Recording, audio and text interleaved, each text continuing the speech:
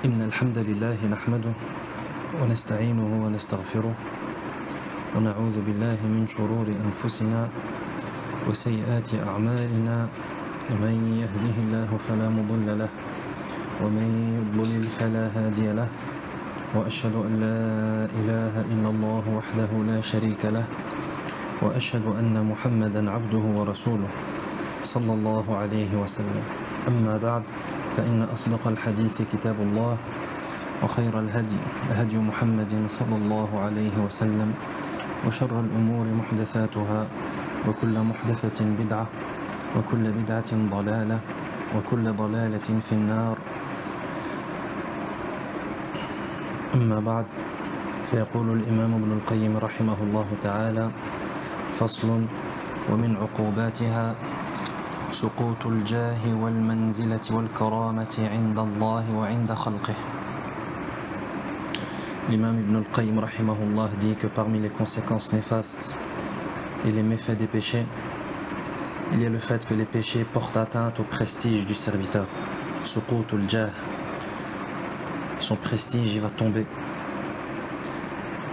Donc les péchés portent atteinte au prestige, au rang et à l'honorabilité auprès d'Allah et des gens. Ça veut dire que le serviteur il va perdre son prestige, il va perdre son rang et également son honorabilité auprès de qui? Auprès d'Allah et également auprès des gens. Il dit rahimahullah: فإن أكرم الخلق عند الله أتقاهم وأقربهم منه منزلة أطوعهم له وعلى قدر طاعة العبد له تكون منزلته عنده فإذا عصاه وخالف أمره سقط من عينه فأسقطه من قلوب عباده وإذا لم يبق له جاه عند الخلق وهان عليهم عاملوه على حسب ذلك فعاش بينهم أسوأ عيش خامل الذكر ساقط القدر زري الحال لا حرمة له فلا فرح له ولا سرور فإن خمول الذكر وسقوط القدر والجاه معه كل غم وهم وحزن ولا سرور معه ولا فرح وأين هذا الألم من لذة المعصية لولا سكر الشهوة. Il dit rahimahullah que l'homme le plus noble et le plus honorable auprès d'Allah, c'est celui qui est le plus pieux. C'est-à-dire que l'homme qui est le plus honorable chez Allah subhanahu wa ta'ala et qui a le plus de mérite et qui a le plus haut rang, c'est celui qui aura le plus de piété et le plus proche de lui et le plus obéissant. Et le rang de l'homme auprès d'Allah est fonction de l'obéissance qu'il lui voue. Donc celui qui veut savoir quel est son degré de proximité avec Allah, qu'il regarde son obéissance à Allah subhanahu wa ta'ala et sa conformité aux ordres d'Allah azza wa jal et sa soumission à lui. Et c'est comme ça que la personne découvrira son degré de proximité à Allah subhanahu wa ta'ala. Ainsi, s'il lui désobéit et s'oppose à son ordre, il perd son estime. Désobéir et contredire les ordres d'Allah, ça va avoir pour conséquence de perdre son estime, perdre l'estime d'Allah subhanahu wa ta'ala. C'est-à-dire qu'on n'aura plus aucune estime, plus aucune valeur chez Allah azza wa jal. Et il le fait chuter aux yeux des gens. Donc non seulement on va perdre notre estime chez Allah azza wa jal, mais Allah va faire qu'on va chuter aux yeux des gens. Ça veut dire qu'on n'aura plus aucune valeur chez les gens non plus. Tu as perdu ta valeur chez Allah, tu perds également ta valeur chez les gens. Et comment est-ce que tu pourras avoir de la valeur chez les gens si tu n'as aucune valeur chez Allah? Alors qu'on a vu le hadith du prophète sallallahu alayhi wa sallam dans lequel Allah, lorsqu'il aime quelqu'un, l'ange Jibril l'aime à son tour et ensuite les habitants du ciel l'aiment à son tour et ensuite les gens, les habitants de la terre aiment cette personne. Et l'effet inverse également, lorsqu'Allah déteste quelqu'un, Jibril se met à le détester et les habitants du ciel se mettent à le détester jusqu'à ce que les gens de la terre se mettent également à le détester. Donc tout est lié. Tu perds ton mérite, ton rang et ton prestige chez Allah, tu vas également le perdre chez la création.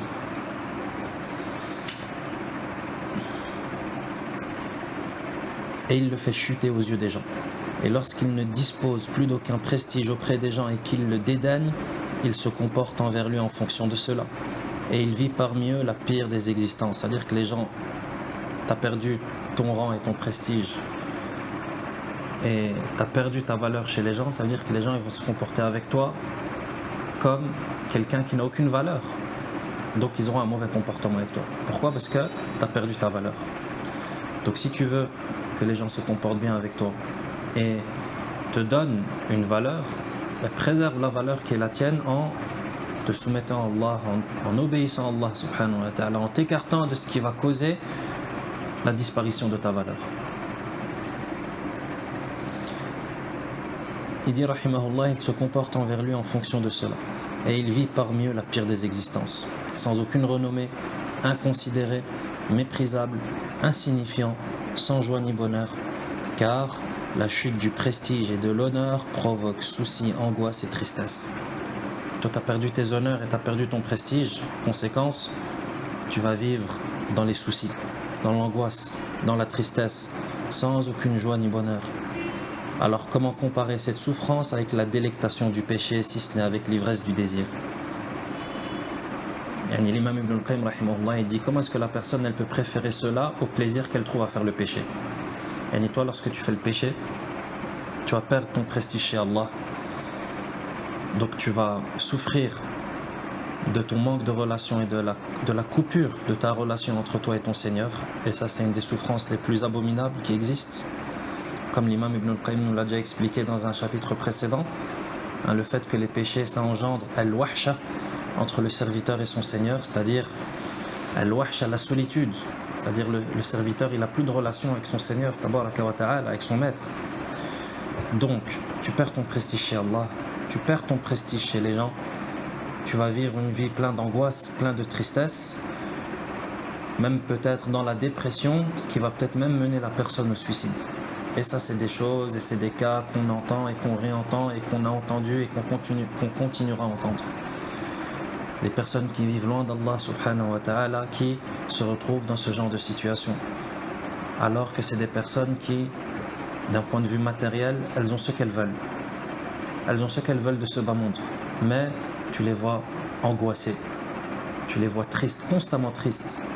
Tu les vois même aller chez des médecins spécialisés en la matière, des psychologues, etc. Certaines personnes terminent même dans des hôpitaux psychiatriques. Pourquoi ? Parce qu'elles ont perdu la raison. Elles ont été atteintes de folie. C'est des cas extrêmes qui existent. Et il te dit, comment est-ce que tu peux comparer cette souffrance avec la délectation du péché ? Comment est-ce que tu peux préférer cette souffrance à ce plaisir éphémère et trompeur du péché qui engendre tout ce mal ? Il dit, si ce n'est avec l'ivresse du désir. Donc en réalité, le fait de commettre un péché et le fait d'être trompé par le plaisir que tu vas trouver dans le péché,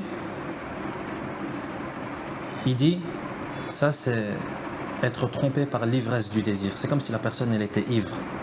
Elle préfère le mal au bien.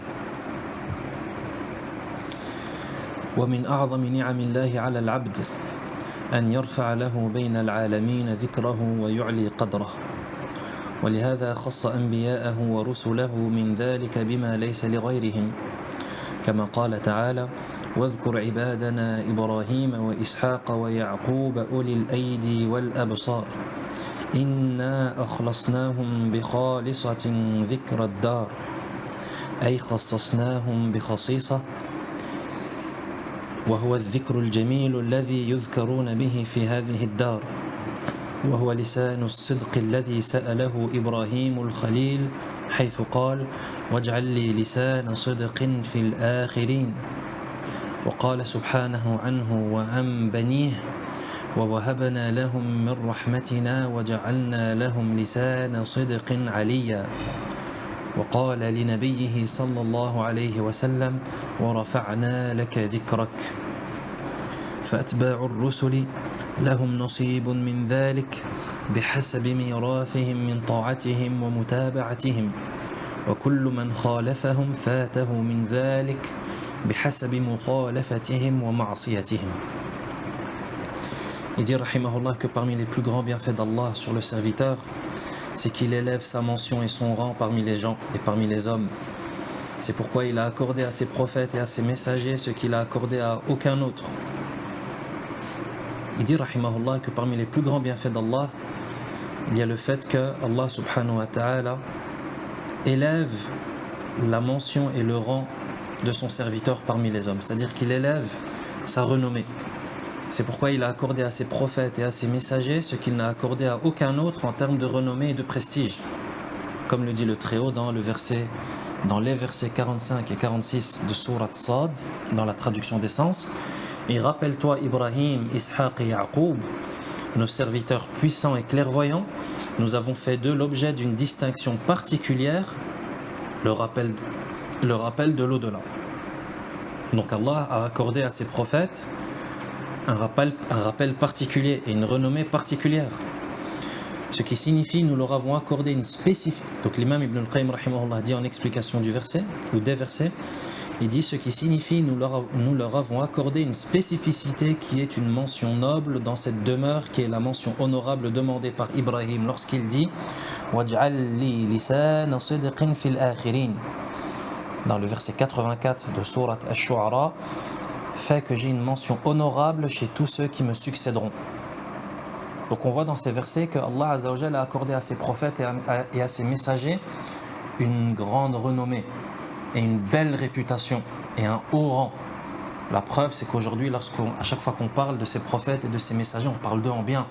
On dit les prophètes d'Allah, les messagers d'Allah, alayhimus salam, et on fait des invocations pour on dit alayhimus salam, que la paix soit sur eux. Ça fait partie, et c'est un des effets de cette haute renommée qu'Allah a accordée à ses prophètes et à ses messagers, malgré que certains soient morts depuis la nuit des temps, mais pourtant on cite encore leur nom et on fait des invocations pour eux et on dit alayhimus salam. Ça, c'est cette grande renommée, cette belle réputation qu'Allah leur a accordée. Il continue rahimahullah et il dit, et Allah a dit d'eux et de leur descendance, c'est-à-dire Allah a dit à propos de ses prophètes et de leur descendance, وَوَهَبْنَا لَهُم مِّن رَحْمَتِنَا وَجَعَلْنَا لَهُم لِسَانَ صِدْقٍ عَلِيًّا. Et nous leur avons accordé de notre miséricorde ainsi qu'une véracité reconnue. Ainsi qu'il dit à son prophète alayhi salatu wassalam wa rafa'na laka dhikrak. Bien entendu, lorsqu'on parle de ce genre de spécificité, automatiquement qui va profiter et qui va bénéficier de la plus grande renommée? Bien entendu, le meilleur d'entre eux alayhi salatu wassalam, qui est notre prophète Muhammad sallallahu alayhi wa sallam. Donc si tous les prophètes et les messagers, Allah leur a accordé une belle renommée, une belle réputation et il a élevé leur rang dans ce bas monde, il est sûr que celui dont le rang a été le plus élevé, ce sera qui? Ce sera notre prophète Muhammad sallallahu alayhi wa sallam, qui est le meilleur d'entre eux, qui est le meilleur des prophètes. C'est pour ça que le Très-Haut dit dans le verset numéro 4 de Sourate Ash-Sharh, wa rafa'na laka dhikrak, et nous avons élevé ta mention, nous avons élevé ta renommée. Le prophète sallallahu alayhi wa sallam, Allah subhanahu wa ta'ala, il a élevé sa renommée. Là on parle des prophètes et des messagers qu'on mentionne en bien, on fait des invocations pour eux, à chaque fois qu'on mentionne leur nom, on dit que la paix soit sur eux, etc. Et que dire alors du prophète sallallahu alayhi wa sallam, de qui à chaque fois que tu entends son nom, tu dis sallallahu alayhi wa sallam, ou bien sallallahu alayhi wa alihi wa sallam, ou encore son nom qui retentit dans tous les minarets du monde, du monde musulman en tout cas, lorsque le adhan est fait, même dans le monde, dans les pays non musulmans, et dans lesquels le adhan est fait dans les mosquées. Et imagine, il n'y a peut-être pas une seconde dans le monde où le nom du prophète sallallahu alayhi wa sallam n'est pas mentionné. Étant donné qu'on part du principe que à chaque seconde ou à chaque minute dans le monde, il y a forcément un adhan qui est accompli dans le monde. Lorsqu'on regarde les heures et des prières, toi peut-être maintenant c'est pas l'heure d'une prière, mais peut-être que à 1000 km de là où tu habites, c'est l'heure de la prière, donc ils font le adhan. Donc regarde cette renommée qu'Allah subhanahu wa ta'ala a donnée au prophète sallallahu alayhi wa sallam, qui fait qu'il y a peut-être pas une seconde, ou il n'y a peut-être pas un moment dans les 24 heures d'une journée, il n'y a pas un moment dans lequel le nom du prophète sallallahu alayhi wa sallam n'est pas élevé sur terre. Sallallahu alayhi wa sallam. Pourquoi est-ce qu'il nous parle de tout ça, l'imam Ibn al-Qayyim rahimahullah? Il parle du fait que parmi les plus grands bienfaits d'Allah, il y a le fait qu'Allah élève la renommée de son serviteur. Et il a commencé par les exemples, les plus grands exemples, c'est-à-dire les prophètes et les messagers. Il nous parle de ça en disant que donc les adeptes et les suiveurs des messagers obtiennent une part de cela en fonction de leur part d'obéissance et de suivi, et à l'inverse, tous ceux qui s'opposent à eux manquent cela en fonction de leur opposition et de leur désobéissance. Qu'est-ce que ça signifie? Il dit, maintenant tu vois que les prophètes et les messagers, Allah leur a accordé la plus grande renommée. Qu'est-ce que ça signifie? Ça veut dire que ceux qui vont suivre ces prophètes et ces messagers, ils vont bénéficier d'une part de cette haute renommée en fonction de leur obéissance à Allah subhanahu wa ta'ala et de leur suivi du prophète et du messager alayhi salatu wassalam. Donc en fonction de ton suivi du prophète sallallahu alayhi wa sallam, tu obtiendras une part de sa haute renommée à lui aussi. Au plus tu te conformeras à sa voie et au plus tu suivras sa guidée, au plus toi aussi ta renommée, elle va être élevée. De la même manière que lui, sa renommée, c'est la renommée la plus haute. Donc toi, au plus tu suivras sa voie, au plus tu bénéficieras de manière proportionnelle une élévation de ta renommée. Et à l'inverse aussi, tous ceux qui s'opposent aux prophètes et aux messagers. La religion, c'est toujours dichotomique. C'est-à-dire, tu fais le bien, tu vas avoir le bien. Mais si tu fais l'inverse du bien, tu vas avoir le mal.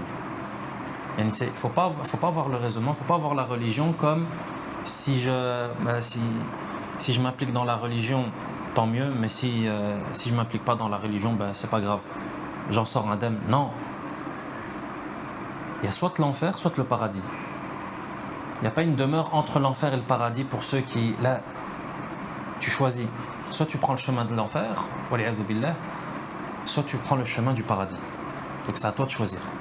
Donc il dit, à l'inverse, ceux qui s'opposent à eux, c'est-à-dire qui s'opposent aux prophètes et aux messagers, et qui ne suivent pas la voie du prophète sallallahu alayhi wa sallam, et qui ne mettent pas en pratique ses enseignements, et qui ne suivent pas et ne se conforment pas à sa voie, eux, c'est l'effet inverse qui va se passer. Ça veut dire qu'Allah il va faire baisser leur renommée, et ils vont avoir la pire des réputations, comme l'imam Ibn al-Qayyim nous parlait dans le début du chapitre. Ils vont perdre leur prestige, et ils vont être connus comme les gens les plus mauvais, comme les gens avec la plus mauvaise réputation, les gens les plus vils.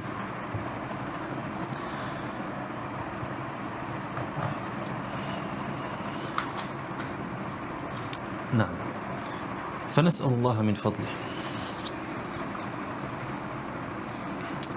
Ensuite l'imam Ibn al-Qayyim rahimahullah continue et il dit فصل ومن عقوباتها أنها تسلب صاحبها أسماء المدح والشرف وتكسوه أسماء الذم والصغار.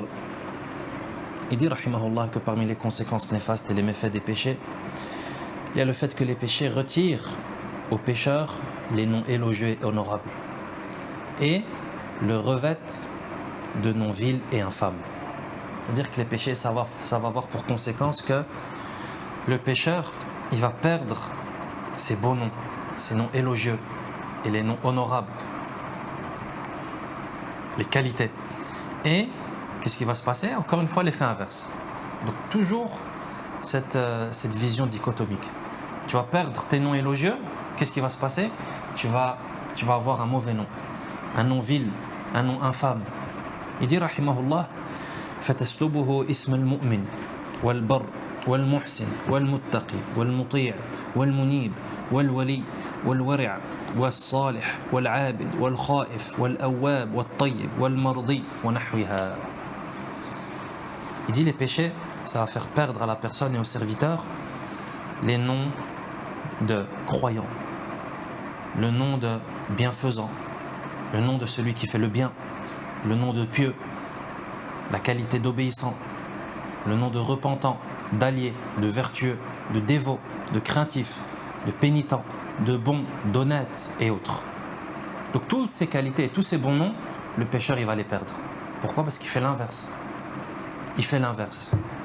Et il dit rahimahullah وَتَكْسُوهُ اسْمَ الْفَاجِرِ وَالْعَاصِي وَالْمُخَالِفِ وَالْمُسِيءِ وَالْمُفْسِدِ وَالْخَبِيثِ والسخوط والزاني والسارق والقاتل والكاذب والخائن واللوطي والغادر وقاطع الرحم وأمثالها. Donc tu as perdu tous les meilleurs noms et tu te prends tous les mauvais noms. Il dit, et ils le revêtent, c'est-à-dire ils revêtir, c'est-à-dire littéralement, ils lui font porter le vêtement, c'est comme si ces noms, c'était des vêtements pour toi. Il dit, et ils le revêtent des noms de dépravés. C'est-à-dire que les péchés, ça va faire que la personne, elle va porter ce nom. Ah, de qui tu parles? Ah non, je connais pas. Si, tu sais, celui qui habite là-bas. Ah oui, le dépravé, le débauché. Il dit, le pécheur, l'opposant, le malfaisant, le corrupteur, l'ignoble, celui sur qui s'abat la colère d'Allah, le fornicateur, le voleur, le meurtrier, le menteur, le traître, l'inverti. L'inverti, Yani, c'est quoi un inverti? L'homosexuel, l'irrespectueux des liens de parenté, le déloyal et autres. Ce sont là les noms de la perversion. Nas'Allah al-afiyya was-salam. Imagine, après ta mort, quelqu'un va écrire ta biographie par exemple, ou bien quelques lignes sur ta vie. Qu'est-ce que tu aimerais qu'on écrive sur toi? C'est une question importante aussi à se poser. Qu'est-ce que tu aimerais qu'on dise de toi après ta mort? Est-ce que tu aimerais qu'on dise de toi, ah, Fulan rahimahullah, c'était quelqu'un de bien, c'était quelqu'un qui faisait du bien, c'était quelqu'un qui était gentil, qui était bon avec les gens, c'était quelqu'un qui craignait son Seigneur, qui faisait ses prières, qui respectait les obligations d'Allah, qui trichait pas, qui ne mentait pas, qui ne faisait de mal à personne? Ou bien est-ce que tu veux que lorsqu'on mentionne ton nom, les gens invoquent contre toi? Celui-là, que la colère d'Allah s'abatte sur lui, il m'a fait ça, il m'a fait tel mal, il m'a pris ça, il m'a volé, il a fait du mal à mes enfants, on se retrouvera devant Allah. Qu'est-ce que tu veux qu'on dise de toi? Qu'est-ce que tu veux qu'on écrive sur toi si quelqu'un devait écrire quelque chose sur toi? Fulan, il était connu pour être un soulard, il était connu pour quelqu'un qui consommait des drogues et qui, tellement il était en mauvais état, on le retrouvait, lorsqu'on sortait pour la prière du Fajr, on le retrouvait par terre dans la rue. Ou bien est-ce que tu veux qu'on dise, Masha'Allah, Fulan, c'était un père exemplaire, un bon père de famille, qui craignait Allah, qui mettait en pratique sa religion, qui subvenait aux besoins de sa famille, qui faisait des efforts pour donner une bonne image de la religion, etc. C'est des questions qu'on doit se poser. Pourquoi? Parce que ça va nous arriver. Un jour ou l'autre, on va mourir. Qu'est-ce que tu veux qu'on dise après ta mort? La mort, elle est inévitable. Il y a des gens qui vont vivre après ta mort. Inch'Allah. Qu'est-ce que tu veux qu'on dise sur toi? Tu veux qu'on fasse des invocations pour toi? Vis une vie, et une vie qui va faire en sorte que les gens invoquent pour toi après ta mort. Et n'est pas une vie qui va faire en sorte que les gens invoquent contre toi après ta mort. Nas'Allah al-afiyya was-salam. Et n'est pas une vie qui va faire en sorte que les gens te donnent ce genre de surnom. Et imagine, ah oui, lui, le fornicateur. Ah non, lui, le soulard. Ah lui, le drogué.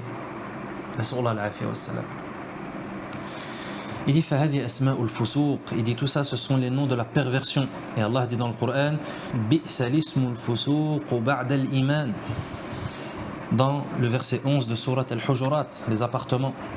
يقول تعالى بئس الاسم الفسوق بعد الإيمان التي توجب غضب الديان ودخول النيران وعيش الخزي والهوان وتلك أسماء توجب رضا الرحمن ودخول الجنان وتوجب شرف المسمى بها على سائر نوع الإنسان.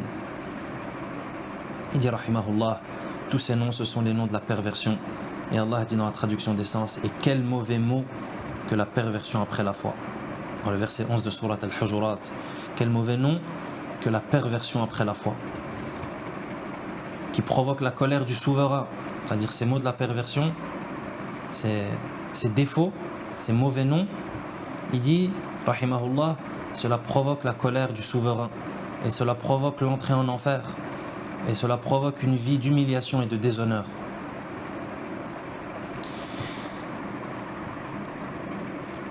Il dit, et il est d'autres noms qui, eux, amènent la satisfaction d'Allah et qui amènent l'entrée au paradis et qui amènent l'honneur d'être désigné par eux parmi les hommes. Donc tu as deux types de noms. Tu as les noms qui t'emmènent en enfer et les noms qui mènent au paradis. Quel nom tu choisis? Il dit rahimahullah فلو لم يكن في عقوبة المعصية إلا استحقاق تلك الأسماء وموجباتها لكان في العقل ناه عنها ولو لم يكن في ثواب الطاعة إلا الفوز بتلك الأسماء وموجباتها لكان في العقل آمر بها ولكن لا مانع لما أعطى الله ولا معطي لما منع ولا مقرب لمن باعد ولا مبعد لمن قرب ومن يهن الله فما له من مكرم إن الله يفعل ما يشاء. Il dit rahimahullah, si le châtiment du péché ne consistait qu'en le fait de mériter ces noms et ce qu'ils impliquent, on trouverait dans la raison et dans l'intelligence ce qui l'interdirait. C'est-à-dire s'il y avait dans les conséquences néfastes des péchés et les méfaits des péchés juste ce châtiment-là et juste cette conséquence-là, ça veut dire que ça va te donner et ça va faire de toi quelqu'un qui a des mauvais noms et qui a des mauvais surnoms.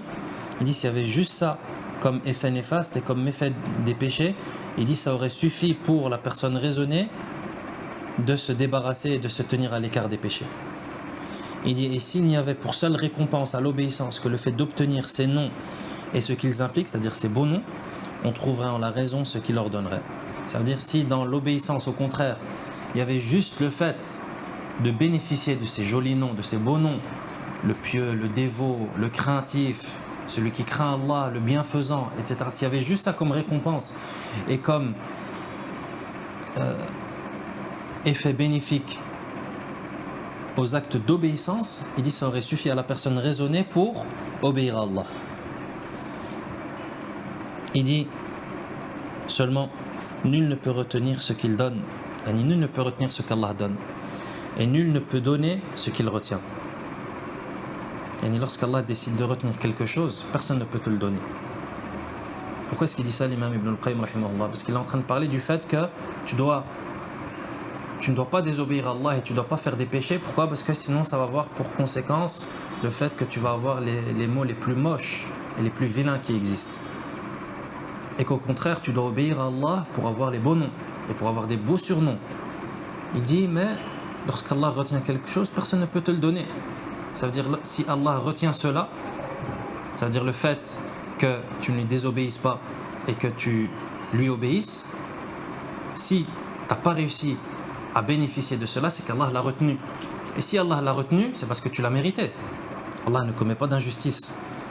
Donc lorsqu'Allah retient quelque chose, personne ne peut te le donner. Et si tu n'arrives pas à t'écarter et à t'empêcher de désobéir à Allah, personne ne pourra t'habiliter à ne pas désobéir à Allah. Donc ce qu'il est en train de te dire, il est en train de te dire que lorsque tu vois que tu n'arrives pas à obtenir et à parvenir à un bien, c'est qu'Allah l'a retenu ce bien. Et si Allah a retenu ce bien, personne ne pourra te le donner si ce n'est lui. Donc frappe à sa porte à lui, va pas frapper à la porte des créatures et dire oh j'ai un problème et j'ai ci et j'ai ça. Sauf si tu demandes des conseils, bien entendu, si tu cherches ton chemin. Mais au final, la créature elle peut rien te donner. Pourquoi? Parce que si Allah retient quelque chose, personne ne peut te le donner. Donc naam, tu demandes conseil, tu écoutes des cours, etc. Tu poses des questions. Ça c'est juste pour connaître le bon chemin. Parce que toi tu as perdu ton chemin. Mais une fois que tu connais le bon chemin, tu demandes à Allah subhanahu wa ta'ala qui t'accorde les trésors et les bienfaits et qui t'octroie ses dons. Car il n'y a que lui qui peut te les donner. Et s'il décide de retenir, personne ne peut te le donner. Et l'inverse aussi. S'il décide de te donner, personne ne peut le retenir. Il dit وَلَا مُقَرِّبَ لِمَنْ بَاعَدْ. C'est-à-dire que nul ne peut rapprocher celui qui l'éloigne. Lorsqu'Allah a décidé d'éloigner quelqu'un, personne ne peut le rapprocher. Lorsqu'Allah décide d'égarer quelqu'un, personne ne peut le guider. Et l'inverse aussi. Lorsqu'Allah décide de guider quelqu'un, personne ne peut l'égarer. Lorsqu'Allah décide de rapprocher quelqu'un de lui, personne ne peut l'égarer. Même si les djinns et les hommes se rassemblent pour empêcher cela. Et il termine en mentionnant le verset 18 de sourate Al-Hajj وَمَنْ يُهِنِ اللَّهُ فَمَا لَهُ مِنْ مُكْرِمٍ إِنَّ اللَّهَ يَفْعَلُ مَا يَشَاءُ. Et celui qu'Allah avilit, nul ne peut l'honorer. et Allah fait ce qu'il veut. فنسأل الله من فضله. يقول رحمه الله فصل ومن عقوباتها أنها تؤثر بالخاصية في نقصان العقل. L'imam rahimahullah continue et dit que parmi les conséquences néfastes des péchés, il y a le fait que les péchés, ça porte atteinte aux caractéristiques qui sont propres à l'être humain. Les péchés nuisent aux caractéristiques qui sont propres à l'être humain, c'est-à-dire la raison. Fi nuqsan al-aql. C'est-à-dire que les péchés, ça fait diminuer et ça amoindrit ta raison, ton intelligence, ta clairvoyance. Et ça, bien entendu, c'est un point dont l'imam Ibn al-Qayyim, rahimahullah, il en a déjà parlé à plusieurs reprises. Mais là, il va en parler un peu plus en détail. Il dit فَلَا تَجِدُ عَاقِلَيْنِ أَحَدُهُمَا مُطِيعٌ لِلَّهِ وَالْآخَرُ عَاصٍ إِلَّا وَعَقْلُ الْمُطِيعِ مِنْهُمَا أَوْفَرُ وَأَكْمَلُ وَفِكْرُهُ أَصَحُّ وَرَأْيُهُ أَسَدُّ وَالصَّوَابُ قَرِينُهُ. Il dit rahimahullah, c'est pour cette raison, c'est-à-dire le fait que les péchés, ça fait diminuer la raison de l'être humain, du serviteur.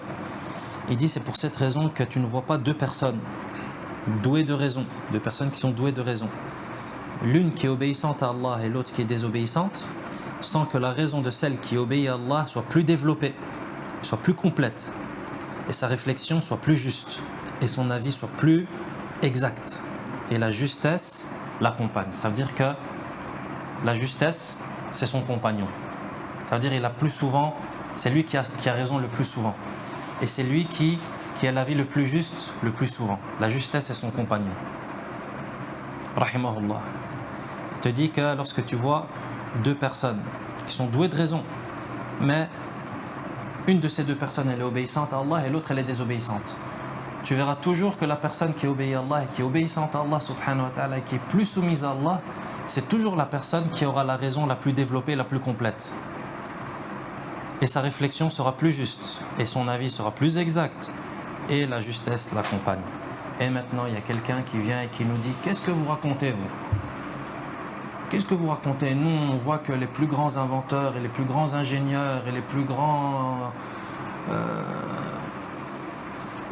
grands scientifiques de ce monde, ce n'est pas des musulmans. »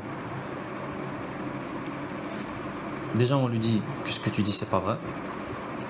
Parce que toute la science moderne et contemporaine, elle est basée sur les découvertes des musulmans lorsque les musulmans avaient connu l'orage d'or et lorsque les musulmans s'attachaient comme il faut à leur religion et qu'ils pratiquaient comme il faut leur religion et qu'ils étaient les maîtres du monde et qu'ils ont percé dans tous les domaines, donc bien entendu dans le domaine religieux mais même dans le domaine mondain. On dit que toute la science moderne aujourd'hui, elle est basée sur cette science des musulmans, cette science qui a été découverte par les musulmans de base. Donc déjà, venir avec ce postulat, c'est faux, mais en plus de ça, on dit, on n'est pas en train de parler de la raison, de l'intelligence ou de la capacité à savoir résoudre une équation du 5e degré. C'est pas ça qui est voulu ici. On n'est pas en train de parler de l'intelligence, c'est-à-dire à envoyer une fusée sur la Lune. Non, c'est bien, t'envoies une fusée sur la Lune, c'est très très bien. Masha'Allah. T'envoies une fusée sur la Lune, mais en même temps, tu construis ta fusée qui t'apportera vers l'enfer. Construis une fusée qui va t'emmener au paradis. Yani c'est bien, Masha'Allah, tu construis des fusées. Construis-toi une fusée qui va t'emmener au paradis aussi. Yani un endroit bien meilleur que la Lune. Je te le garantis. Non, toi t'envoies des fusées sur la Lune et en même temps, tu te prosternes pour une statue. Et lorsque tu as peur d'un malheur, tu dis « Ah, je touche du bois. » Touche du bois, qu'est-ce qu'il va faire pour toi le bois? Yani le bois, moi je l'utilise pour faire un feu. Moi je l'utilise pour faire un bureau. Et toi tu utilises ton bois, ou bien tu te remets à du bois pour ton bonheur à l'avenir. C'est ça l'intelligence. C'est ça l'intelligence qui t'a fait envoyer une fusée sur la Lune? Non merci. On n'est pas en train de dire, lorsqu'on tient ce genre de discours, on n'est pas en train de dénigrer les sciences mondaines et de dire les sciences mondaines c'est pas important, les sciences mondaines c'est très important. Et les sciences mondaines c'est les sciences d'Allah. Et les sciences mondaines c'est les sciences de qui? Et les mathématiques, c'est pas quelque chose qui a été créé par Allah. Et c'est l'humain qui a créé les mathématiques. L'humain, il est juste là en train de découvrir ce qu'Allah a créé. Ah ouais, j'ai découvert qu'Allah a déterminé et a décidé que dans son monde, 1 plus 1, ça va faire 2. C'est pas une création d'Allah, subhanahu wa ta'ala. Et qu'Allah a décidé et a décrété que la terre attire, ou bien tout corps céleste attire tout ce qui est à proximité. Yani la gravitation. C'est pas une création d'Allah, yani celui qui a découvert la gravitation. Sans donner de nom. Parce que même sur ce genre de questions, il y a débat. Celui qui a découvert la gravitation, peu importe qui c'est, que ce soit un musulman ou un non-musulman, c'est lui qui a créé la gravitation. Yani c'est lui qui a claqué des doigts et du jour au lendemain, il y avait de la gravitation sur Terre. Yani avant celui qui a découvert la gravitation, tout était en apesanteur. Là, c'est Allah subhanahu wa ta'ala qui a créé tout ça. Toi, en tant qu'être humain, tu es juste là à essayer de découvrir les secrets d'Allah subhanahu wa ta'ala dans sa création. Donc même les sciences mondaines, ce sont des créations d'Allah subhanahu wa ta'ala. Donc on n'est pas en train de dire que les sciences mondaines, il ne faut pas. Non, c'est très important les sciences mondaines, on en a besoin. On en a besoin pour s'alimenter, on en a besoin pour notre santé, on en a besoin pour nous défendre contre les menaces ennemies, on en a besoin pour se protéger contre les tempêtes solaires, on en a besoin dans tout. Walakin, elles ne sont pas au même niveau que les sciences religieuses. Pourquoi ? Parce que les sciences religieuses, elles te montrent le chemin vers le paradis. Les sciences mondaines également, elles peuvent t'aider dans ta foi, comme on a vu. Le fait de méditer sur la création, ça fait également augmenter la foi. Mais percer et être le plus grand scientifique et prendre le prix Nobel de physique ou de je ne sais pas quoi, et à côté, être un polythéiste qui adore des idoles et qui adore des vaches et qui adore je ne sais quoi, c'est ça la réussite dans la vie. Alors dans ce cas-là, vaut mieux être la personne la moins qualifiée dans les sciences mondaines, mais au moins toi, tu as compris ta religion, et tu as compris les sciences de l'islam, et tu as compris le tawhid, et tu as compris que tu dois aller au paradis, et tu as compris que tu dois t'éloigner de l'enfer, et tu as compris qu'un jour tu vas te tenir devant ton Seigneur et il va te poser des questions sur ce que tu as fait dans ce bas monde. Tout ça, tu as compris et tu le mets en pratique. À ce moment-là, c'est toi qui es plus intelligent. Parce que celui qui t'a envoyé une fusée sur la Lune, il a gagné quoi ? Il a gagné il a gagné quelque chose dans ce bas monde. Et qu'est-ce qu'il a gagné dans ce bas monde ? Et qu'est-ce qu'il a perdu dans l'eau ? Il a tout perdu. Et il a gagné l'éternité en enfer. Pourquoi ? Parce qu'il n'a pas accepté ce qu'Allah lui demande d'accepter. Et la chose pour laquelle Allah l'a créé. Allah, il ne t'a pas créé pour envoyer une fusée sur la Lune. Si tu envoies une fusée sur la Lune, c'est très bien. En n'oubliant pas ta mission principale sur Terre. Ta mission principale sur Terre, c'est pas envoyer un astronaute dans l'espace ou bien de... Là, tu le fais, c'est très très bien, masha'Allah. Et Allah te l'a facilité. Ta mission principale, c'est d'adorer Allah et de remplir et de réussir ton examen sur Terre.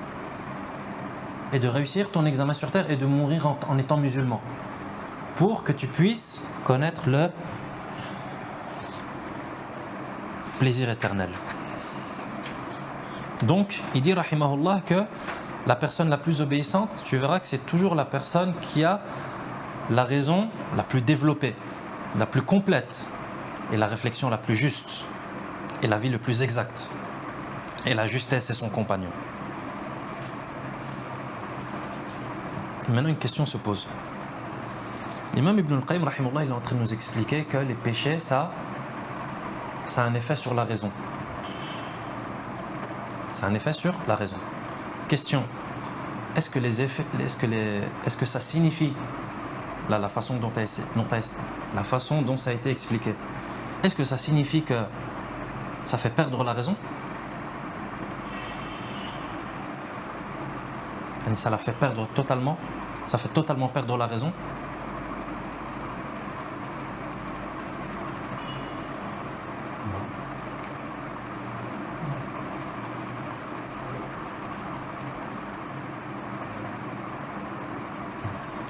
Si on dit que la façon dont ça a été expliqué, on dit que les péchés ça fait perdre totalement la raison, ça veut dire que les pécheurs et les désobéissants, ils vont pas se faire juger par Allah subhanahu wa ta'ala. Ils ont commis tous les péchés du monde et le jour de la résurrection, il n'y a pas de jugement. pour eux. Pourquoi? Parce qu'une des conditions pour être considéré comme religieusement responsable et donc responsable de ses actes, il faut que tu aies la raison. Donc lorsqu'on dit que les péchés, ça fait diminuer la raison, ça ne la fait pas perdre totalement. C'est pour ça que là, on va parler, et l'imam Ibn al-Qayyim, rahimahullah, il en parle d'ailleurs. Et c'est comme ça qu'il a introduit le chapitre, mais c'est juste, il l'a fait avec des mots qui sont subtils. Les péchés, ça fait perdre à la raison ce qu'elle a de plus spécifique. Et c'est comme si on parlait de clairvoyance et de discernement en réalité. Mais ça ne fait pas perdre toute la raison. Parce que si ça faisait perdre toute la raison, ça veut dire que les pécheurs seraient fous dans le sens littéral du terme. C'est-à-dire majnoun, ça veut dire qu'ils ont perdu la raison, ça veut dire qu'ils ne peuvent pas être tenus responsables de leurs actes. Il y a quelqu'un qui naît par exemple avec un handicap mental. Qu'Allah nous en préserve ainsi. Et qui est handicapé mental, ça veut dire qu'il n'est pas responsable de ses actes et il ne sait pas ce qu'il fait. Et ici, il commet du mal, Allah lui, est-ce qu'il en sera tenu responsable par Allah subhanahu wa ta'ala? Non. La même chose pour les enfants avant qu'ils soient pubères. Un enfant avant qu'il soit pubère, est-ce qu'il est tenu responsable de ses actes? Ça veut dire, est-ce que ça écrit dans le registre des bonnes actions et dans le registre des mauvaises actions s'ils font du mal?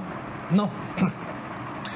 Comme a dit le prophète sallallahu alayhi wa sallam, celui qui dort, est-ce que la plume écrit? Est-ce qu'on va écrire Foulen a frappé quelqu'un durant son... Non. Pourquoi? Parce que quand tu dors, tu perds ta raison. Tu perds ta raison. Et n'était pas à 100% de tes capacités. Comme a dit le prophète sallallahu alayhi wa sallam, que la plume a été levée pour qui? Pour le fou qui a perdu sa raison, pour l'enfant avant qu'il n'atteigne la puberté et pour celui qui dort. Pourquoi? Parce que dans ces trois cas, ta raison, elle n'est pas avec toi. En tout cas, l'enfant, il n'est pas pubère, pas tenu responsable de ses actes. Celui qui dort, il dort. Il est mort. Il connaît la mort mineure. Et celui qui est fou, il a perdu la raison.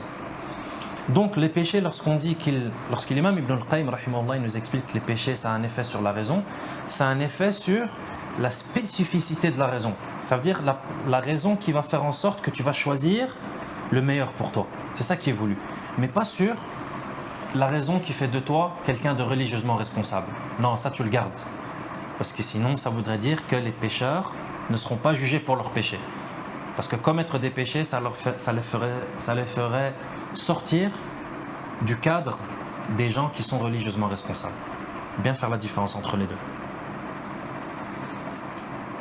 C'est pour ça que l'imam Ibn al-Qayyim, rahimahullah, il a dit tu'athiru bil khassiyyati fi nuqsan al-aql. Al-khassiyya, c'est ça qui veut dire. C'est un mot de vocabulaire qui signifie cela.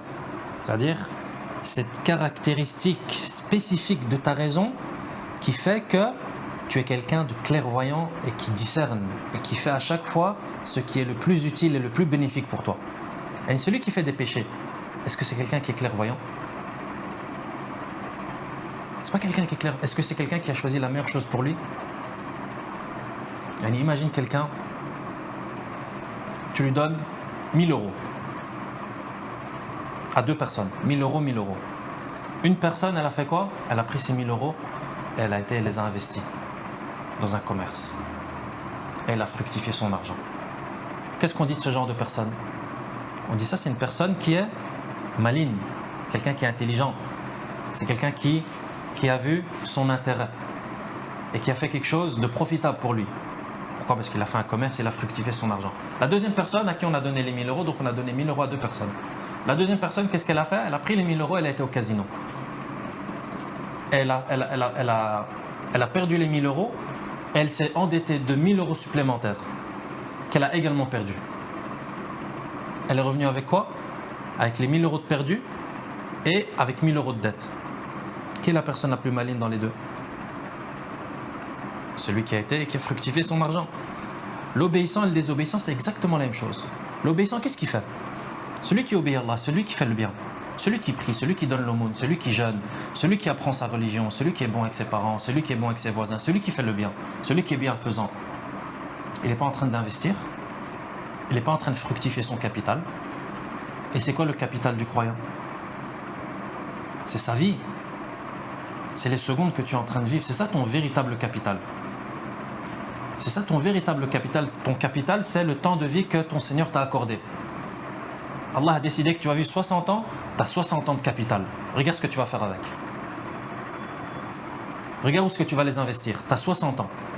Et 60 ans, convertis-les en secondes. Il y a 60 ans, tu vas faire 60 fois 365 pour avoir le nombre de jours. Et ça, tu vas faire fois 24 pour avoir le nombre d'heures. Et ça, tu vas faire fois 60 pour avoir le nombre de minutes. Et le résultat, tu vas faire fois 60 pour avoir le nombre de secondes. Ça, c'est le nombre de secondes que vit quelqu'un de 60 ans. Ces secondes, on va dire, c'est la devise.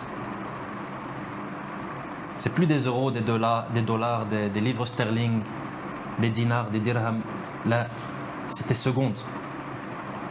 Regarde, Allah, il te les a donnés. Un capital, un grand capital. Et toi, regarde ce que tu vas faire avec. Dans quoi tu les investis? Tu vois, est-ce que tu les investis dans le meilleur des commerces avec Allah subhanahu wa ta'ala? Comme l'imam Ibn al-Qayyim nous l'avait expliqué dans un chapitre précédent, le commerce avec Allah. Allah, il t'a donné ce capital et il te dit, je te le rachète. C'est lui qui te l'a donné et il te dit, je te le rachète. À quel prix? Au prix du paradis. Regarde quel beau commerce. Ou bien, tu vas au casino et tout ton capital, tu le dépenses et tu le brûles au casino. Et tu ressors avec des dettes. C'est pas comme ça que ça se passe dans la vie. Le croyant, il fait les bons investissements. De la même manière que le commerçant, lorsqu'il a un capital, il fait très attention. J'ai 1000 euros, je dois faire attention. À 1000 euros, je dois les mettre là. Ah non, si je les mets là, c'est pas...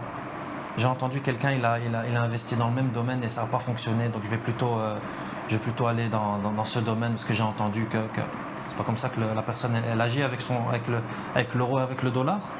Le croyant, il doit encore être plus sévère avec ses secondes.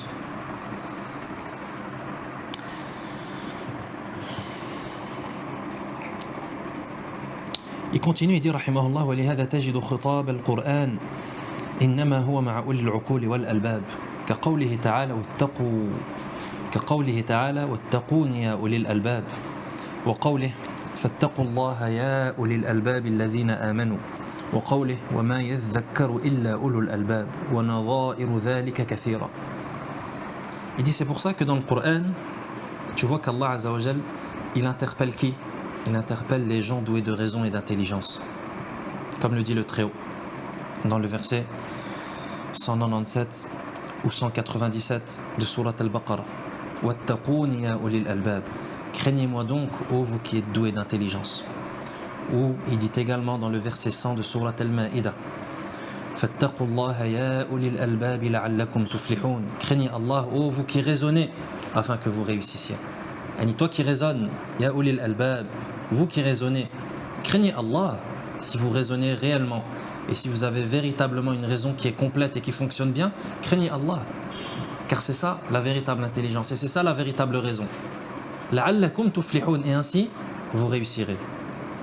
Wa ma yadhakkaru illa ulul albab. Verset 269 de Surat Al-Baqarah. Mais seuls les doués d'intelligence s'en rappellent. Donc regarde le Coran, il s'adresse à qui? Il interpelle qui? Les doués d'intelligence. À ceux qui ont perdu leur raison ou ceux dont la raison est amoindrie et qui investissent leur capital dans des dépenses et qui brûlent leur capital dans la désobéissance à Allah et ressortent avec des dettes et avec des problèmes, etc. Et les versets semblables sont très nombreux. Car l'imam Ibn al-Qayyim va même pousser plus loin, il regarde ce qu'il va dire. وكيف يكون عاقلا وافر العقل من يعصي من هو في قبضته وفي داره وهو يعلم أنه يراه ويشاهده فيعصيه وهو بعينه غير متوار عنه. Comment pourrait être doué d'une raison développée? Il est en train de dire comment est-ce que pourrait avoir une personne une raison développée, une bonne intelligence si il désobéit à celui dont il est sous la domination et dans sa demeure.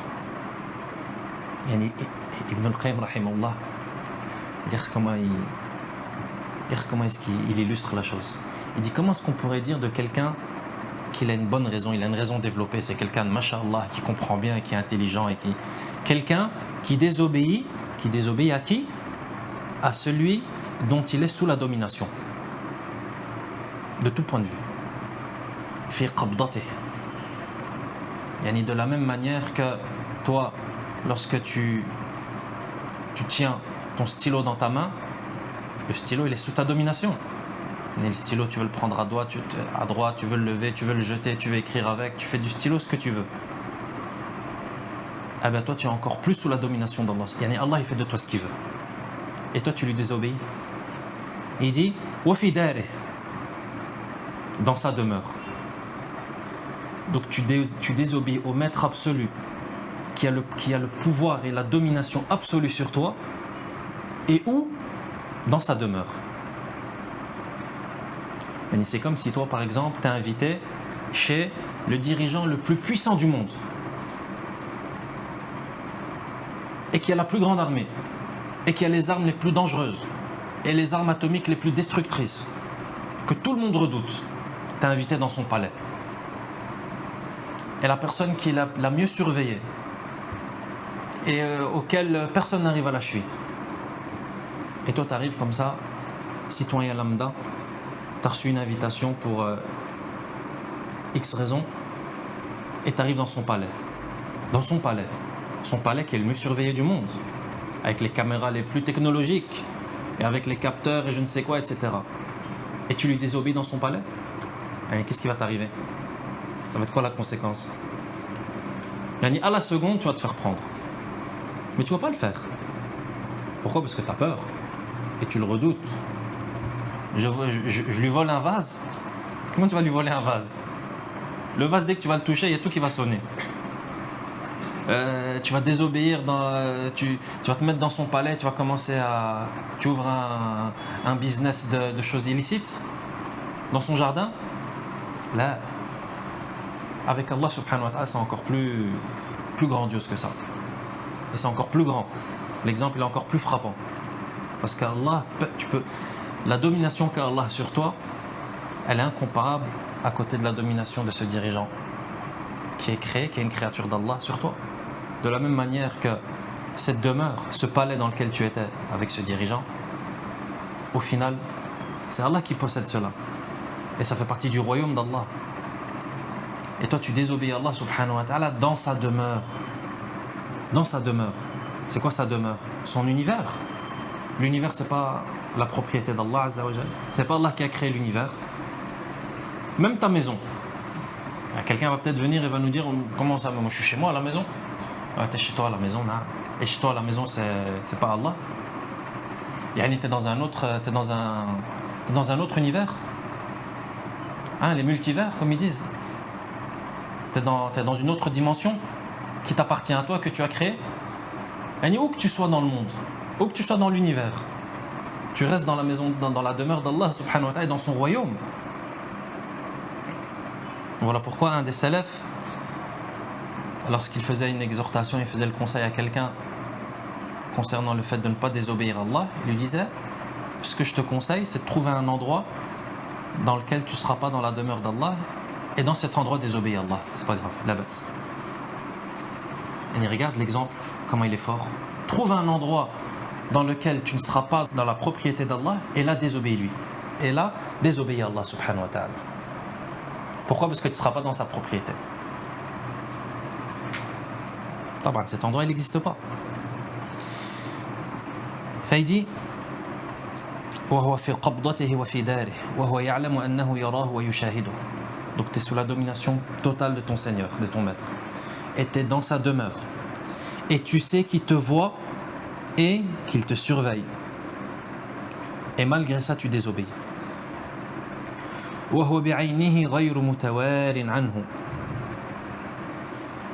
Et tu ne peux pas te cacher d'Allah. Alors que, imaginons, reprenons cet exemple du palais, il y a un des gardes du corps ou un des valets qui vient et qui te dit: je connais un endroit où il n'y a pas de caméra, là-bas, dans le fond du jardin, il y a une cabane, et moi, il y a un souterrain, etc. On peut imaginer ce genre de situation. Taïb avec Allah. Il construit le bunker le plus profond du monde. Et imagine les situations les plus complexes, Une chambre, dans une chambre, dans une chambre, dans un coffre-fort, dans je ne sais pas quoi, enterré 100 mètres sous terre. Et tu échappes à Allah subhanahu wa ta'ala, tu échappes à son regard, azza wa jal, tu échappes à sa surveillance. وهو بعينه غير متوار عنه ويستعي. Il continue, hein. Regarde comment la liste elle est longue. Tu es sous la domination d'Allah, tu es dans sa demeure et dans sa propriété. Tu sais qu'il te voit, tu sais qu'il te surveille, tu sais que tu ne peux pas lui échapper, subhanahu wa ta'ala, où que tu sois, où que tu te caches. ويستعين بنعمه على مساخطه. Et regarde, ça c'est incroyable. ويستعين بنعمه على مساخطه. Et toi, pour désobéir à Allah, tu te sers de quel outil? Et tu te sers de quel moyen? C'est pas des bienfaits d'Allah. Et c'est là, quand tu médites à ce genre de choses, c'est là que tu dis Subhanallah. Le nom d'Allah, Al-Halim. Al-Halim. Yani celui qui est capable de sanctionner, de châtier, mais qui se retient. Yani comment, c'est inimaginable. Yani Allah Azza wa Jalla voit sa création, qui lui désobéit nuit et jour, alors qu'ils sont sous sa domination, et qui lui désobéissent dans sa demeure. Et il les voit, et il les surveille, et il les entend, et ils ne peuvent pas se cacher de lui. Et en plus de ça, pour lui désobéir, ils utilisent ses dons à lui. Et toi, tu accepterais ça? Toi, tu te retiens dans ce genre de situation? Tu as un invité chez toi à la maison. Tu as un invité chez toi à la maison. Cet invité, il n'avait rien. C'est-à-dire que tu l'as donné à manger, tu lui as donné à boire, tu lui as même donné des vêtements. Pourquoi? Parce que tu l'as trouvé dans la rue, sans vêtements. Tu lui as dit tiens, des vêtements. Tu lui as même fait un sac de vêtements, tu lui dis tiens, ça c'est pour te dépanner. Et tu le vois. Pourquoi? Parce qu'il y a des caméras partout dans la maison. Et tu lui fournis tout ce dont il a besoin. Tout ce dont il a besoin. Et lui, il utilise tout ça pour faire quoi?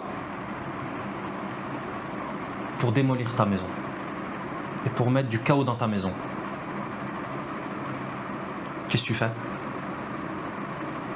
Tu le regardes comme ça dans la caméra? Ou bien est-ce que tu cours chercher ta batte de baseball? Et regarde Allah subhanahu wa ta'ala, comment est-ce qu'il est patient avec la créature. Ça ne veut pas dire qu'Allah ne châtie pas. Walakin, regarde comment. Ça c'est pour nous rendre compte qu'en réalité on mérite beaucoup plus que ce qui nous attend. Comme l'imam Ibn al-Qayyim nous l'avait expliqué dans un chapitre précédent. En se basant sur le verset ظهر الفساد في البر والبحر بما كسبت أيدي الناس ليذيقهم بعض الذي عملوا. Lorsqu'Allah parle du fait que le mal qui atteint les gens et le chaos et le désordre qui apparaît sur terre et sur mer, c'est pour qu'Allah, c'est causé par ce que les gens ont commis comme mal, ليذيقهم, afin qu'il leur fasse goûter بعض الذي عملوا, une partie de ce qu'ils ont fait. Donc en réalité, le mal et les épreuves qui nous touchent, on ne va surtout pas croire que c'est ce que tu mérites à 100%. Non, c'est une partie de ce que tu mérites. Ce que tu mérites réellement, ça cause notre destruction. On ne serait pas là, ni toi, ni moi, ni personne. Même les animaux, ils auraient été anéantis. Comme Allah dit dans le Coran, que s'il nous traitait de cette manière, il n'aurait laissé personne sur terre. Mais regarde al-hilm d'Allah subhanahu wa ta'ala, regarde l'indulgence d'Allah subhanahu wa azz. Yasta'inu bi ni'amihi ala masakhitih. Yani pour désobéir à Allah, toi tu utilises les bienfaits d'Allah. Yani pour désobéir à Allah, tu n'as pas utilisé ta vue. Taïb, la vue, c'est qui te l'a donné? C'est le cadeau de qui? Pour désobéir à Allah, tu n'as pas utilisé tes oreilles. C'est qui t'a donné l'ouïe? Pour désobéir à Allah, tu n'as pas utilisé tes pieds pour aller dans des endroits qui causent la colère d'Allah. Et c'est qui t'a donné ses pieds? Et c'est qui t'a créé ses pieds? Et pour désobéir à Allah, tu n'as pas eu besoin d'oxygène. Ah, peut-être quelqu'un va venir, va nous dire « Ah non, mais moi j'avais les yeux fermés, j'avais les oreilles bouchées et j'avais les yeux et les pieds bandés. » Ah non, et tu n'avais pas besoin d'oxygène, et tu n'avais pas besoin d'un cœur qui bat, et tu n'avais pas besoin de poumons qui respirent, et tu n'avais pas besoin d'un appareil digestif qui fonctionne, et tu n'avais pas besoin d'un cerveau qui fonctionne et un système nerveux. Et tout ça, ce n'est pas les dons d'Allah subhanahu wa ta'ala, ce n'est pas des cadeaux d'Allah azza wa jalla, ce n'est pas des bienfaits du Seigneur tabaraka wa ta'ala. Donc le serviteur, il désobéit à Allah avec les bienfaits d'Allah. Désobéir à Allah avec les bienfaits d'Allah. C'est comme ton invité là, toi, tu lui as donné, tiens, un chèque, tiens de l'argent. Et lui, qu'est-ce qu'il fait avec cet argent? Il va et il achète une grande massue. Et il vient dans ta maison et il démolit les murs. Et toi, tu es là, tu regardes. Et tu souris. Ou bien, tu vas toi aussi acheter une massue.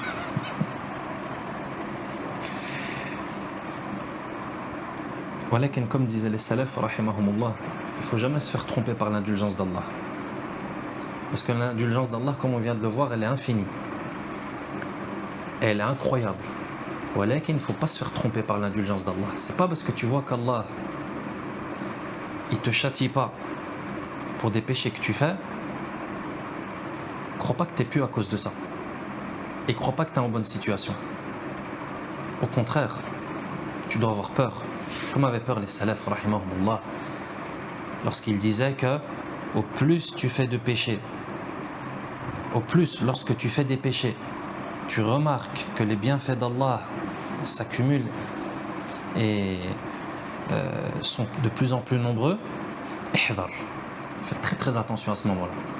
Parce que là, tu es rentré dans ce qu'on appelle l'istidraj. L'istidraj, ça veut dire qu'Allah, petit à petit, progressivement, il te fait dévier. Alors que toi, tu penses que tu es sur le droit chemin. Pourquoi? Parce que tu es trompé par les bienfaits d'Allah sur toi.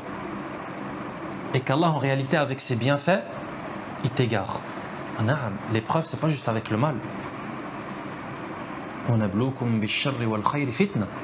L'épreuve, elle est aussi avec le bien. C'est pas parce qu'Allah t'accorde de l'argent qu'Allah t'aime. C'est pas parce qu'Allah t'accorde de l'argent que ça va être pour toi un bien. Non, c'est un test. C'est une épreuve. Peut-être que ce bienfait que toi tu... La plupart des gens, lorsque ils gagnent de l'argent, Allah m'aime bien. Ah, je suis un bien-aimé d'Allah subhanahu wa ta'ala. Ah ouais, ça c'est sûrement grâce à telle bonne action que... Qu'est-ce que t'en sais? Qu'est-ce que t'en sais que cet argent-là qu'Allah il t'a donné, c'est pas une des épreuves ultimes de ta vie. Et ça va pas être un basculement dans ta vie. Mais toi, tu t'en rends pas compte. Mais tu t'en rendras peut-être compte dans 20 ans, dans 30 ans. Après, tu dis, ah ouais, c'est là que ça avait commencé en fait. Quand j'ai reçu cet argent, et puis j'ai acheté ça. Et quand j'ai acheté ça, ça a fait que j'ai fait telle chose. Et ça m'a fait entraîner dans telle pratique. Et en réalité, ça m'a plus éloigné de ma religion que... Et non, c'est comme ça que le croyant réfléchit. Donc toujours être sur ses gardes, surtout lorsque tu vois que toi tu es dans la désobéissance à Allah et que les bienfaits d'Allah s'accumulent et prennent de plus en plus d'ampleur. Ça c'est très très très dangereux. Il faut avoir peur du stratège d'Allah subhanahu wa ta'ala. Et celui qui n'a pas peur du stratège d'Allah fait fausse route. Ensuite, il continue, rahimahullah, il dit وَيَسْتَدْعِي كُلَّ وَقْتٍ غَضَبَهُ عَلَيْهِ. Donc, il utilise les bienfaits d'Allah pour lui désobéir. وَيَسْتَدْعِي كُلَّ وَقْتٍ غَضَبَهُ عَلَيْهِ. Et à chaque instant, il fait ce qui va causer la colère d'Allah sur lui. وَلَعْنَتَهُ لَهُ. Et ce qui va causer la malédiction divine. وَإِبْعَادَهُ مِنْ قُرْبِهِ. Et ce qui va causer son éloignement d'Allah. وَتَرْدَهُ عَنْ بَابِهِ. Et ce qui va causer son expulsion de chez Allah. وإعراضه عنه وخذلانه له والتخلية بينه وبين نفسه وعدوه وسقوطه من عينه وحرمانه روح رضاه وحبه وقرة العين بقربه والفوز بجواره والنظر إلى وجهه في زمرة أوليائه إلى أضعاف ذلك من كرامة أهل الطاعة وأضعاف ذلك من عقوبة أهل المعصية. C'est-à-dire que le pécheur, il va provoquer ce qui va causer à chaque instant la colère d'Allah, sa malédiction, son éloignement, son détournement vis-à-vis de lui, son bannissement, son délaissement et son abandon à sa propre personne et à son ennemi. Et ça, c'est quelque chose qui avait déjà été expliqué. Ça veut dire que la réussite, c'est quoi? C'est lorsqu'Allah te prend en charge. At-tawfiq, an la yakilaka Allahu ila nafsik. Le tawfiq, la réussite, c'est qu'Allah ne te laisse pas et ne t'abandonne pas à toi-même, mais qu'au contraire, il prenne en charge ta situation. Wal khizlan an yakilaka Allahu ila nafsik. Et al-khizlan, le contraire de la réussite, c'est-à-dire l'abandon, l'échec, c'est qu'Allah te laisse à toi-même. Donc ceux qui appellent à la confiance à soi-même et à s'en remettre à soi-même, t'en remettre à qui? T'en remettre à quelqu'un qui a été créé à partir d'une goutte, quelqu'un de faible? Là, on s'en remet pas à nous-mêmes, on s'en remet à Allah subhanahu wa ta'ala. وَلَا تَكِلْنِي إِلَى نَفْسِي طَرْفَةَ عَيْنٍ dans l'invocation du matin et du soir. وَلَا تَكِلْنِي إِلَى نَفْسِي طَرْفَةَ عَيْنٍ. Et ne me délaisse pas à moi-même طَرْفَةَ عَيْنٍ, le temps d'un clignement d'œil. Comment est-ce qu'on pourrait faire confiance à nous-mêmes? Donc, les péchés, ça va provoquer le fait qu'Allah va abandonner la personne à elle-même et à son ennemi. Si Allah t'abandonne à toi, tu deviens une proie facile pour ton ennemi. Pourquoi? Parce que tu es sorti de la citadelle. Sa chute à ses yeux, tu vas perdre toute ton estime chez Allah. Sa privation de sa satisfaction et de son amour, tu vas être privé de la satisfaction d'Allah et de son amour, de la réjouissance de sa proximité vis-à-vis de lui, de la contemplation de son visage parmi le groupe de ses alliés, et le nombre de bienfaits encore accordés aux obéissants et le nombre de châtiments encore accordés aux pécheurs. Donc regarde tout le mal qui va t'arriver et regarde tout le bien à côté duquel tu vas passer. Il dit فأي عقل لمن آثر لذة ساعة أو يوم أو دهر ثم تنقضي كأنها حلم لم يكن على هذا النعيم المقيم والفوز العظيم بل هو سعادة الدنيا والآخرة ولولا العقل الذي تقوم به عليه الحجة لكان بمنزلة المجانين بل قد يكون المجانين أحسن حالا منه وأسلم عاقبة فهذا من هذا الوجه. Il dit, quelle raison peut avoir celui qui préfère la délectation d'un instant, d'un jour ou d'une vie pour ensuite disparaître comme si elle n'avait été qu'un songe? Et comment est-ce que la personne elle peut délaisser tout ça? Elle peut prendre le risque de s'attirer tout ce mal et de passer à côté de tout ce bien pour le plaisir d'une seconde, pour le plaisir d'un instant, pour le plaisir d'un jour, pour le plaisir d'une vie. Même le plaisir de toute une vie, ça ne vaut pas ça. Pour ensuite disparaître comme si elle n'avait été qu'un songe. Même si toi, tu recherches le plaisir des péchés pendant toute ta vie, et quand tu vas mourir, cette vie que tu as vécue, même si tu as vécu 100 ans, elle te paraîtra comme une heure. C'est comme si tu avais vécu une seule heure. C'est comme si tu avais vécu un très court instant. Donc qu'est-ce que tu as gagné? Ils te disent non, mais nous on veut profiter de la vie. Profiter de quelle vie? 60 ans c'est une vie? 100 ans c'est ça une vie? À côté de l'éternité? Il dit comme si elle n'avait été qu'un songe. Et donc il préfère cela au délice éternel et à la réussite immense. Plus encore, il préfère cela au bonheur de ce bas monde et de l'au-delà. Pourquoi? Parce que celui qui dit non mais moi je veux profiter de ce bas monde et je veux pas, on ne vit qu'une fois, en réalité il profite même pas de ce bas monde, comme ça avait été expliqué également précédemment. Pourquoi? Parce que celui qui obéit à Allah et qui se soumet à Allah subhanahu wa ta'ala, le croyant, le musulman, c'est lui qui profite réellement de ce bas monde, alors que celui qui se détourne, il se fait châtier dans ce bas monde avant de connaître le châtiment le plus dur dans l'au-delà. Il dit, plus encore, il préfère cela au bonheur de ce bas monde et de l'au-delà. Sans la raison qui fait de lui quelqu'un de religieusement responsable, il sera au rang de fou. Donc regarde ce qu'il dit l'imam Ibn Qayyim rahimahullah, ça veut dire que les péchés, ça ne te fait pas perdre cette raison qui fait de toi quelqu'un de religieusement responsable. Donc tu ne l'as pas perdu, mais ça t'a amoindri ta raison, ça t'a fait perdre ton discernement et ta clairvoyance. Mais tu es toujours quelqu'un de raisonné. Yani, des comptes te seront demandés le jour des comptes. Il dit, sans la raison qui fait de lui quelqu'un de religieusement responsable, il serait au rang des fous. Ça veut dire qu'il garde sa raison. Pourquoi ? Parce qu'il n'est pas considéré comme un fou. Bien comprendre le mot fou, majnoun en arabe.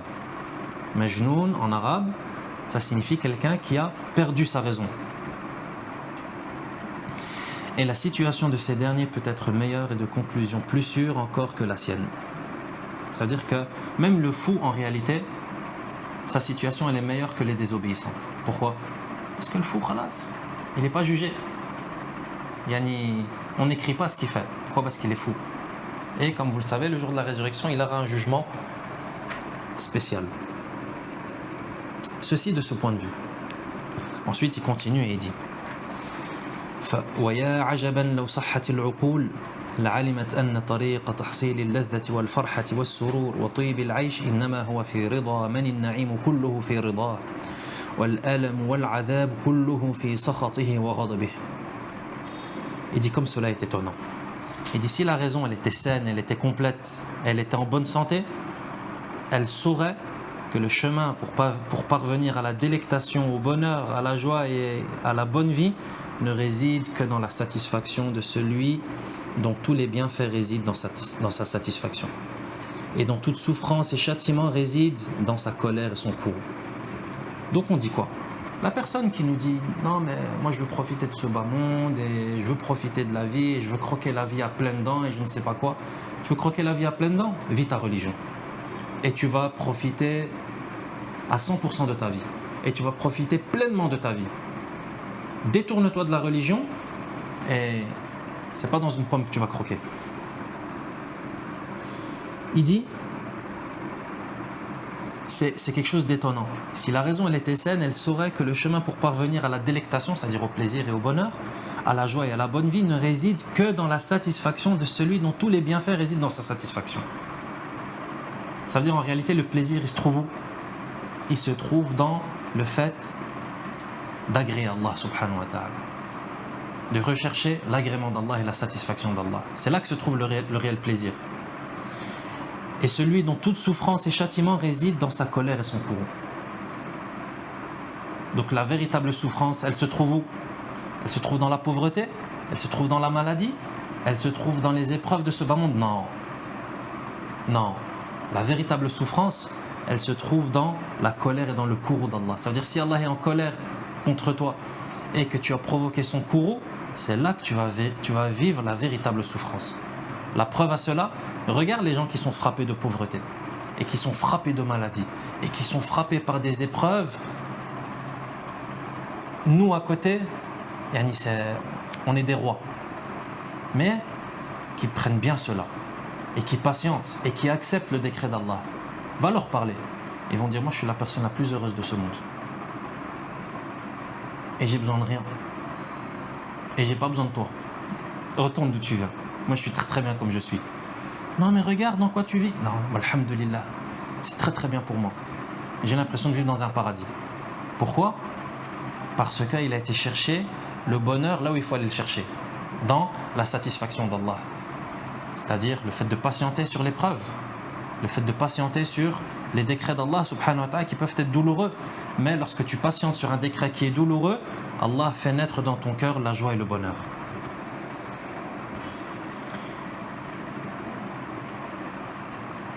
Il continue, rahimahullah, et dit « En sa satisfaction réside la réjouissance, le bonheur, la vie du cœur, la délectation des âmes, la bonne vie, les délices de l'existence et les plus grands bienfaits qui, si on en comparait le poids d'une fourmi aux délices de ce bas monde, il n'y aurait pas même équivalence. » Il dit, si on en comparait le poids d'une fourmi aux délices de ce bas monde, il n'y aurait pas d'équivalence.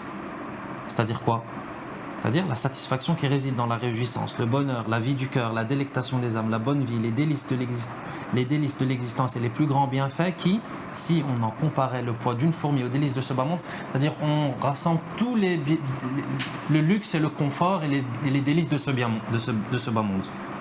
Et on le met à côté du poids d'une fourmi de ce bonheur dont on est en train de parler là.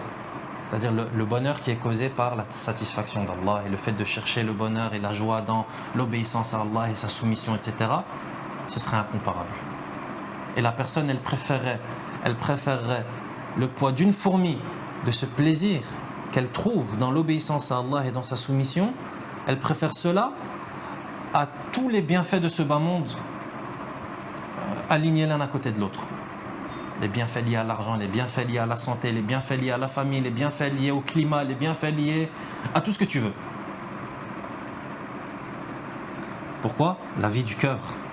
La vie du cœur. Il dit plus encore, si le cœur en obtient la plus petite part, il ne se satisfait pas de ce bas monde et de ce qu'il contient en échange.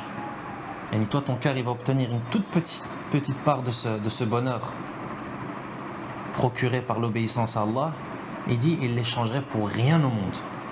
Comme on vient de donner l'exemple avec les personnes qui sont éprouvées par tout type d'épreuves, quand tu vas chez eux et tu leur dis qu'est-ce qui se passe, etc., est-ce que je peux aider? Il dit non, moi ma vie je l'échangerais pour rien au monde. Pourquoi? Alors que toi, lorsque tu vois leur vie, tu as l'impression qu'ils vivent la vie la plus terrible qui soit et la plus désagréable qui existe. Pourquoi? Parce que le cœur il vit, le cœur il est riche, le cœur il baigne. Le corps, lui, il peine, c'est difficile. Mais lorsque un corps qui vit une vie difficile renferme un cœur qui est illuminé et qui baigne dans les bienfaits d'Allah et qui baigne dans ce bonheur, c'est fini. L'équation, elle est terminée. Et le débat est terminé. Et il ne veut rien échanger. Alors que ceux qui nous disent l'inverse, eux, ils cherchent un corps qui vit dans le luxe et le confort, mais avec un cœur dans les ténèbres et dur comme la pierre. Et c'est pour ça que tu vois ces gens qui possèdent tout, ils te disent quoi? Je sens qu'il y a quelque chose qui ne va pas. Il y a quelque chose que j'arrive pas à obtenir, alors que j'ai tout. J'ai tout ce que je veux. Et dès que je claque des doigts, j'obtiens ce que je veux. Mais je sens qu'il me manque quelque chose. Et l'autre, il t'a dit quoi? Je manque de rien. Alors qu'il manque de tout dans la vie d'ici-bas. Il manque même peut-être d'eau, de l'eau potable. Même ça, il a peut-être pas. Mais il te dit, Alhamdulillah, moi je manque de rien. Et on vit dans des bienfaits d'Allah subhanahu wa ta'ala. Et cette vie, on l'échangerait pour rien au monde. Pourquoi? Le cœur. Le cœur. Qu'Allah nous accorde la richesse du cœur. Il dit, malgré tout, il se délecte de sa part de ce bas monde plus que ne le font ceux qui vivent dans le luxe.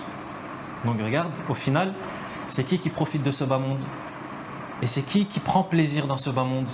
Et qui vit comme un roi dans ce bas monde? C'est ceux qui l'ont délaissé. Et qui se sont intéressés à l'au-delà. Tu as délaissé ce bas monde pour l'au-delà, Allah il t'a donné ce bas monde et l'au-delà. Alors que ceux qui courent derrière ce bas monde et qui délaissent l'au-delà, Allah les prive des deux. Ajib.